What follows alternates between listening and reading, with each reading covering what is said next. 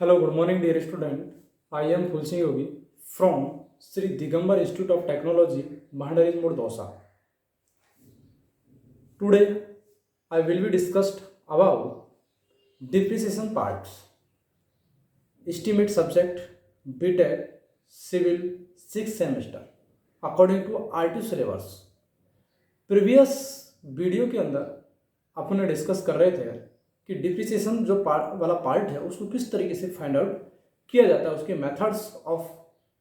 Methods of depreciation की जो find out करने की वैल्यू है, मेथड है, वो कौन कौन से हैं। यदि नॉर्मल सी भाषा में बात करूं कि डिप्रिसिएशन जो था वो क्या होता है, अपन प्रीवियस वीडियो के अंदर देखा था कि डिप्रिसिएशन जो होता है वो अपने प्रॉपर्टी का एक तरीके से आप ये कह सकते हैं घिसावट, टीयरिंग वेयरिंग के माध्यम से आपकी जो प्रॉपर्टी है उसकी जो वैल्यू है वो कम हो जाती है पर ईयर उसकी जो वैल्यू है वो कम हो जाती है। वो क्या कहलाती है, आपकी डिप्रिसिएशन वाला पार्ट कहलाता है एक तरीके से। उसे किस तरीके से आप फाइंड आउट करेंगे, मेथड कौन कौन से जिनके माध्यम से आप डिटर्मिनेशन निकाल सकते हैं, डिटर्मिनेंट कर सकते हैं क्या डिप्रिसिएशन वाला पार्ट, कि आपकी जो प्रॉपर्टी है उसकी प्रेजेंट टाइम की वैल्यू कितनी रह चुकी है।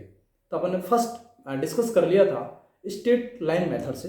स्ट्रेट लाइन मेथड के अंदर ये होता था कि आपकी जो प्रॉपर्टी है उसमें ये माना जाता है कि जो लॉसेस जो हो रहे हैं पर ईयर सेम अमाउंट के हो रहे हैं। यानी कि अगर आप ये कहते हैं कि सेम अमाउंट के माध्यम से आपकी जो प्रॉपर्टी है वो डिक्रीज हो रही है, घट रही है, तो वो अपन स्ट्रेट लाइन मेथड के माध्यम से फाइंड आउट करते थे। उसमें सीधा आपको जो वैल्यू थी वो आपकी ओरिजिनल जो कॉस्ट थी C minus scrap value S।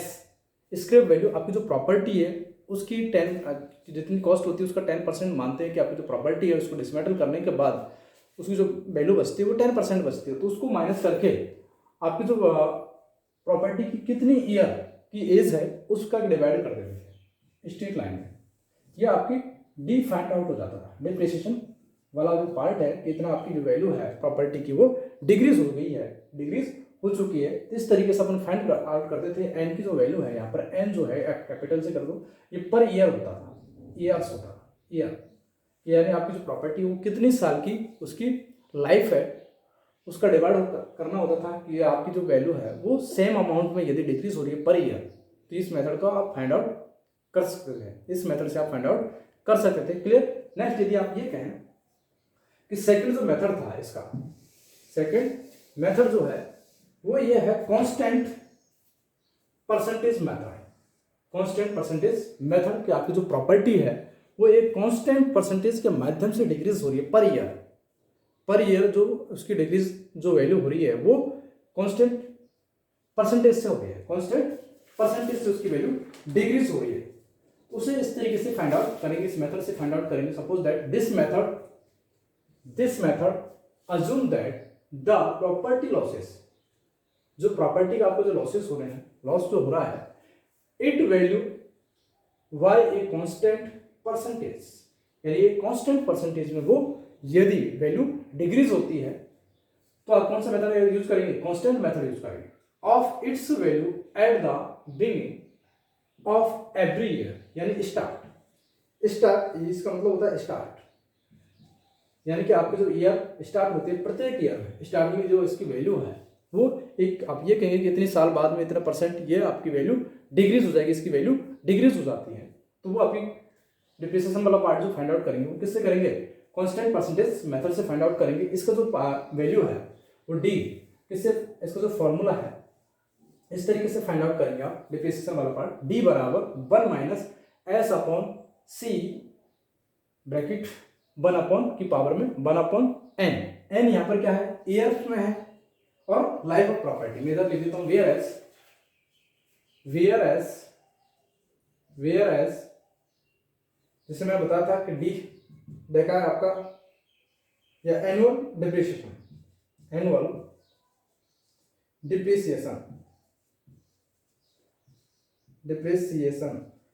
यानी कि पर ईयर कितना कम हो रहा है। एस स्क्रैप वैल्यू है, एस जो है scrap value of the property of the property. Next C जो है ओरिजिनल कॉस्ट है आपकी, सी क्या है, ओरिजिनल कॉस्ट, ओरिजिनल, सी बराबर original cost, original cost of property, cost of property, property, property. Next N जो है life, and life of the, life of the property, life of the property in year. जैसे मैं बता रहा था अभी आपको कि ये जो वैल्यू है वो किस में होनी चाहिए, ईयर में होनी चाहिए। एन जो है वो चाहे कैपिटल से करना चाहे स्मॉल से, जो लाइफ होगी आपकी प्रॉपर्टी की वो ईयर में फाइंड आउट की जाएगी, ये ईयर में फाइंड आउट की जाएगी। क्लियर? आप ये मानेंगे कि आपकी जो प्रॉपर्टी है वो इतने साल इसकी लाइफ है, तो वो ईयर में फाइंड आउट करेंगे। इस तरीके से आप डेप्रिसिएशन वाला पार्ट फाइंड आउट कर सकते हैं उससे कांस्टेंट परसेंटेज मेथड से। क्लियर? कि आपको फॉर्मूला याद होना चाहिए, स्क्रीनशॉट ले लीजिए अगर लेना चाहता हो। नेक्स्ट सिंकिंग फंड मेथड था, sinking fund method third part.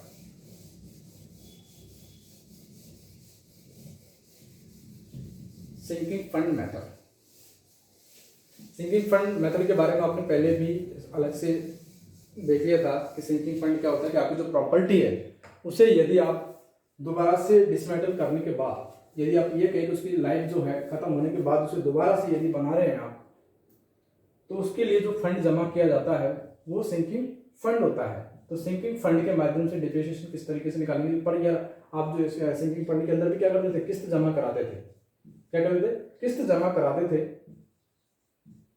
और वो किस्तों के माध्यम से वो आपका एक्यूमुलेट हो जाती थी वैल्यू, यानी कि आपका जो फंड था वो एक्यूमुलेट हो जाता था, जिसके माध्यम से आप क्या दोबारा से उस बिल्डिंग को बनाया जा सकता था, दोबारा से उसे बनाया जा सकता था। इस तरीके से वो पर ईयर कितना घटती थी डिप्रिसिएशन उसके अंदर होता था, उसी के अकॉर्डिंग वो किया जाता था।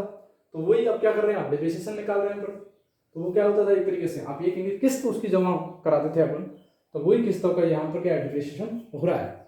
तो सिंकिंग फंड मेथड ये भी आपका डिप्रिसिएशन निकालने का मेथड है, तो आप इसमें लिख सकते हैं the method assume, the method assume, the method assume that the depreciation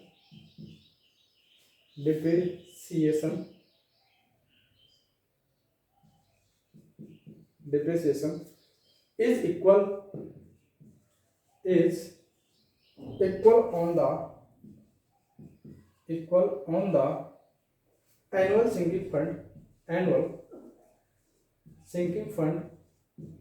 annual sinking fund, annual sinking fund plus the interest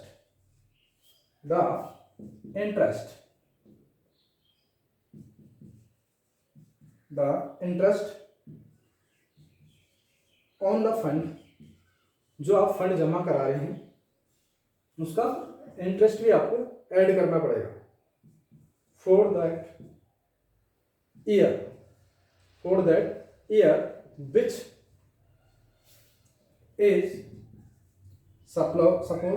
which is supposed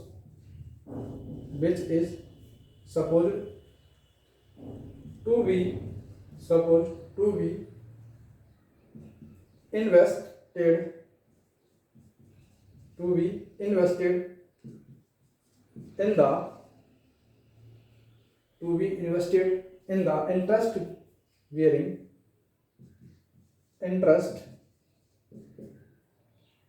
in the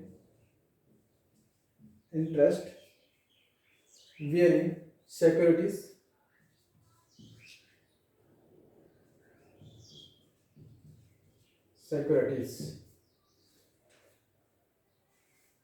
यदि आप ये कहें कि this the method assume that the depreciation is equal to on the annual sinking fund. यानी आप annual sinking fund, मैंने आपको बताया था कि एनुअल सिंकिंग फंड के अंदर क्या करते थे, अपनी किस्त जो जमा कराते थे पर ईयर किस्त जमा कराते थे, हर साल अपन जमा कराते रहेंगे, और एंड में क्या होगा कि आपकी जो प्रॉपर्टी है वो क्या है, उसको डिसमेटल हो जाएगी, डिसमेटल करना पड़ेगा। जब वो खराब हो जाएगी तब वो इतना पैसा अपन इकट्ठा कर लेते हैं, एक्यूमुलेट कर लेते हैं कि जिसके माध्यम से वो दोबारा से बिल्डिंग को बनाया जा सके। तो वो किस्तों में जमा कराते थे। तो वो क्या, एक तरीके से आप ये कह सकते हैं कि आपकी जो बिल्डिंग है वो कम डिग्रीज होती, उसकी जो वैल्यू थी वो डिग्रीज होती जा रही थी, और वो लास्ट में वो खत्म हो रही थी, तो वो वैल्यू इतनी इकट्ठी हो जाती थी, तो उसका मान था। ठीक है, तो वो आप ये कह सकते हैं सिंकिंग फंड था। प्लस यदि इसमें क्या करें, अपन जितने पैसे जमा करा रहे हैं उसका भी क्या आ जाएगा, ये इसके अंदर इंटरेस्ट काउंट किया जाएगा। क्या किया जाएगा, इंटरेस्ट काउंट किया जाएगा, यानी कि ऐड किया जाएगा interest on the fund for that the year which is suppose that we be invested in the interest bearing securities. Clear. Next यदि इसमें आगे लिखना चाहें, इफ सपोज दैट एग्जांपल लेके करिए,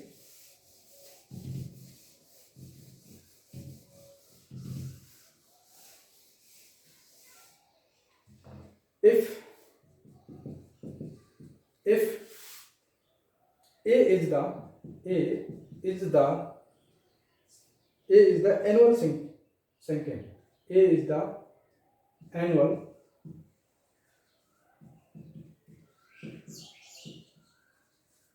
sinking fund, A suppose that आपने ये example लेके चलते हैं कि यदि A इज द क्या है, एनुअल सिंकिंग फंड है, and B C and D ETC ABCD ETC जो है वो आपका क्या है, रेस्पेक्ट इन द इन्वेस्ट या इंटरेस्ट लगा लो, ये इंटरेस्ट होगा आपका, ETC रेस्पेक्ट पर ईयर का। आपने जैसे ऊपर लिखा था कि पर ईयर क्या है, इंटरेस्ट आपने जो पैसे जमा कराएंगे, किस्त जमा कराएंगे, उसका इंटरेस्ट उसमें ऐड होता जाता है। तो पर ईयर क्या है, इंटरेस्ट डिफरेंट होगा, आपकी जो मनी है वो एक्यूमुलेट होती जाएगी, उसकी जो इंटरेस्ट है वो बढ़ता हो जाएगा। तो रेस्पेक्ट या रिप्रेजेंट लिखो आप, रेस्पेक्ट मतलब समझ लो कि एक साल में बी, दूसरे में सी, तीसरे में डी, इस तरीके से ये इंटरेस्ट है एक तरीके से। तो आप या चाहे ऐसे लिख लो, रिप्रेजेंट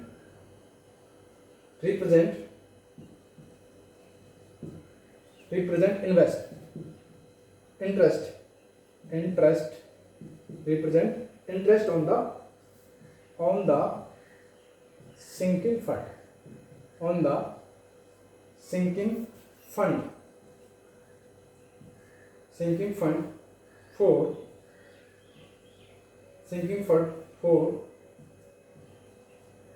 subsequent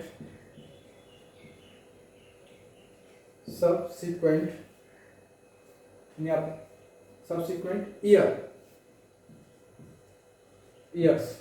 यदि आप नॉर्मल सी भाषा में ये समझे कि ये क्या है, बी सी डी जो है इंटरेस्ट है, एक तरीके से ब्याज है जो आपका सिंकिंग फंड के ऊपर लगाया जाता है कि नेक्स्ट ईयर आपको सिंकिंग फंड इतना एक्यूमुलेट होता रहता है आपका सिंकिंग फंड, तो उस पर जो इंटरेस्ट है वो काउंट होता है। सपोज दैट ऐसे एग्जांपल के लिए मैं कहूँ तुमसे, सी बराबर यदि कैपिटल कॉस्ट या original cost, total original cost, C बराबर क्या है, ओरिजिनल कॉस्ट है। देन बुक वैल्यू, क्योंकि आपको पता लग गया कि इतना आप सिंकिंग फंड जमा करा रहे हैं, इतनी दिनों के बाद में आपकी जो प्रॉपर्टी है उसके डिसमेटल करना पड़ेगा, तो उसे दोबारा से किस तरीके से आप बना सकते हैं। तो ये book value at the end of depreciation, book value at the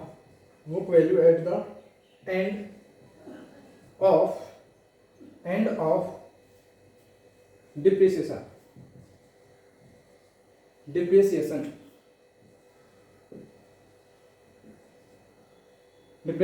total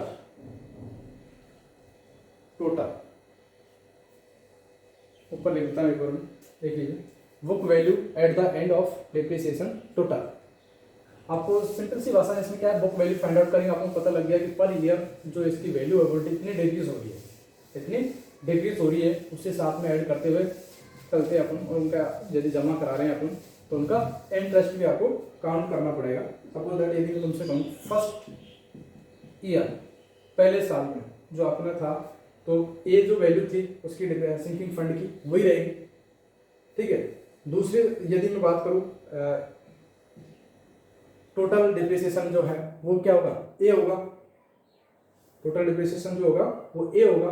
और यदि एंडिंग में जाके टोटल ओरिजिनल कॉस्ट है उसमें से कितना बचेगा, ए को माइनस कर देंगे, ए को माइनस कर देंगे। सेकंड ईयर के अंदर, सेकंड ईयर के अंदर क्या है कि आपका क्या है, ए प्लस ये जो जमा कराया था ए प्लस इसका क्या है इंटरेस्ट, इंटरेस्ट कितना बी, ठीक है। तो आप क्या करेंगे, इसमें ही दोनों ऐड हो जाएगा, एक्यूमुलेट होता है, तो ये क्या हो जाएगा 2a plus B, 2a plus B हो जाएगा। और यदि आप कहेंगे एग्जांपल के लिए सी क्या है, ओरिजिनल कॉस्ट है, ओरिजिनल कॉस्ट में से इसको माइनस कर देंगे, सी माइनस 2a प्लस बी। इस तरीके से अपन क्या करेंगे थर्ड ईयर में, फोर्थ ईयर में एग्जांपल ले लीजिए, फोर्थ ईयर में क्या होगा, ए प्लस डी हो जाएगा, 3 में सी और इसमें डी।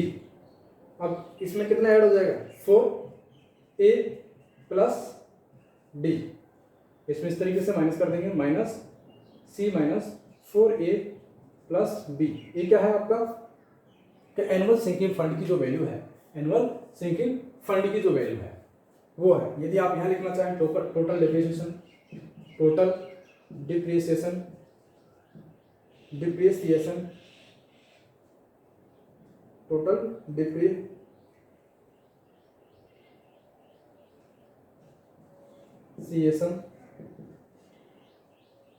यहाँ डिप्रिसिएशन पर ईयर लिख सकते हैं आप,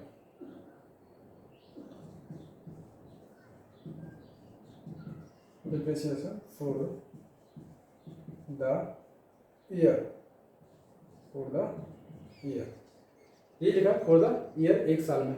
जैसे पहले ईयर फर्स्ट में ए, सेकेंड ईयर तो ए प्लस बी, ये बी क्या है इंटरेस्ट है इस वाले का, ठीक है। थर्ड ईयर में सी इंटरेस्ट होगा, फोर्थ ईयर में सी प्लस डी होगा, यानी जो पूरा एक्यूमुलेट किया गया इसका इंटरेस्ट डी है। टोटल की अगर मैं बात करूंगा ये क्या है, सब एक्यूमुलेट होकर वैल्यू फाइंड आउट करते हैं या आती है आपकी जो वैल्यू है। तो आपने इस तरीके से इसको क्या है कि लास्ट में जो बचेगा, लास्ट ईयर में एंड में क्या बचेगा, ये बचेगा बुक वैल्यू आपकी जो बचेगी, क्या है बुक वैल्यू। आप ये कह सकते हैं कि जो वो वैल्यू है जो वो क्या है बुक की वैल्यू है, बुक की वैल्यू है कि ओरिजिनल कॉस्ट क्या थी, सी थी, उसमें से आपको ये माइनस कर दिया। तो ये होता है आपका सिंकिंग फंड मेथड। क्या होता है, सिंकिंग फंड मेथड होता है, जिस तरीके से आप इसको फाइंड आउट कर सकते हो। नेक्स्ट यदि अपन ये कहें कि जो दूसरा मेथड था quantity survey method, quantity survey method था, तो क्वांटिटी सर्वे मेथड के अंदर कुछ नहीं होता, सिर्फ आपको ये है कितनी क्वांटिटी में उसका वैल्यू आपको फाइंड आउट करनी है कि कितनी आपकी डिप्रिसिएशन हो चुका है, इसके अंदर आपकी वैल्यू का कितना डिप्रिसिएशन हो चुका है, वो अपन को सर्वेयर बताता है। सर्वे के माध्यम से सर्वे करते हैं, अपन चेक करते हैं इसकी कितनी क्वांटिटी कम हो चुकी है, तो वो आपका क्वांटिटी वाला पार्ट हो जाता है। फोर्थ नंबर का point quantity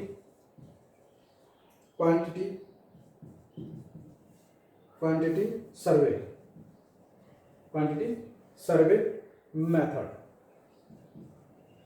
quantity survey method.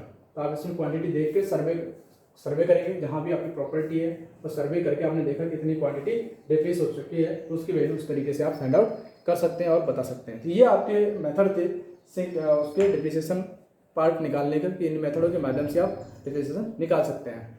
पहला इंपॉर्टेंट है, दूसरा इंपॉर्टेंट है, तीसरा भी इंपॉर्टेंट है, चौथा इतना ज़्यादा मायने नहीं रखता। लेकिन मैं यदि बात करूँगा कि पहला जब आप यूज करेंगे, जब आपको जो प्रॉपर्टी है उसकी जो वैल्यू है वो सेम अमाउंट में हो रही है, सेम अमाउंट में पर ईयर डिक्रीज हो रही है, तो उसको यूज़ करेंगे। अगर ये सेम परसेंटेज में यूज़ कर रहे हैं डिक्रीज हो रही है, यदि कांस्टेंट परसेंटेज में डिक्रीज हो रही है तो वो कांस्टेंट परसेंट मेथड यूज करेंगे। यदि आप सिंकिंग फंड दूसरा थर्ड अगर आप निकालना चाहें तो वो सिंकिंग फंड मेथड है। सिंकिंग फंड मेथड जिसमें अकोमुलेट होता रहता है कि आप जो किस्त जमा करा रहे हैं उनका ब्याज भी आप प्लस करना होता है। सिंकिंग फंड के अंदर तो क्या है कि आपने किस्त जमा करा देते सिर्फ, लेकिन अब क्या है कि अगर ये डिप्रिसिएशन वाला पार्ट निकाल रहे हैं तो उसका क्या है, उसका इंटरेस्ट भी आप प्लस करा लेते हैं। ये आपका चैप्टर खत्म होता है यहाँ पर। थैंक यू सो मच, मिलते हैं नेक्स्ट वीडियो में।